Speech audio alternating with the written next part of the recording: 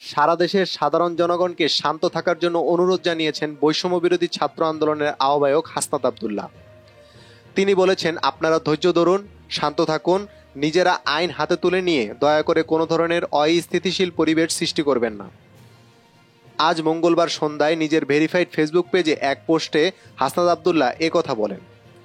তিনি বলেন, আমাদের বাংলাদেশ সাম্প্রদায়িক সম্প্রীতির বাংলাদেশ। আমরা কোনোভাবেই আমাদের এই সাম্প্রদায়িক সম্প্রীতি বিনষ্ট হতে দেব না। হাসনাত আব্দুল্লাহ আরও বলেন, 5ই আগস্টের পর থেকে একটি মহল উদ্দেশ্য প্রণোদিত হয়ে আমাদের দেশে অরাজকতা সৃষ্টির জন্য ক্রমাগত চক্রান্ত করে যাচ্ছে।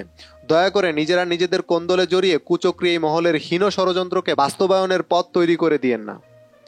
আজ মঙ্গলবার চট্টগ্রামে আইনশৃঙ্খলা রক্ষাকারী বাহিনী ও আইনজীবীদের সঙ্গে বাংলাদেশ সম্মিলিত সনাতনী জাগরণ জোটের মুখপাত্র চন্ময় কৃষ্ণ দাস ব্রহ্মচারীর অনুসারীদের সঙ্গে সংঘর্ষের সময় সহকারী সরকারি কৌশলী সাইফুল ইসলাম ওরফে আলিফ নিহত হন। তাকে কুপিয়ে হত্যা করা হয়েছে বলে জানিয়েছেন চট্টগ্রাম আইনজীবী সমিতির সভাপতি নাজিম উদ্দিন চৌধুরী। ফেসবুক পোস্টে হাসনাত আব্দুল্লাহ আইনজীবী সাইফুলের হত্যাকারীদের দ্রুত গ্রেফতার ও বিচার নিশ্চিতের দাবি করেন। তিনি বলেন, কোনো নির্দিষ্ট সংগঠন এই হত্যাকাণ্ডে জড়িত থাকলে সেই সংগঠনের বিরুদ্ধেও ব্যবস্থা নিশ্চিত করতে হবে।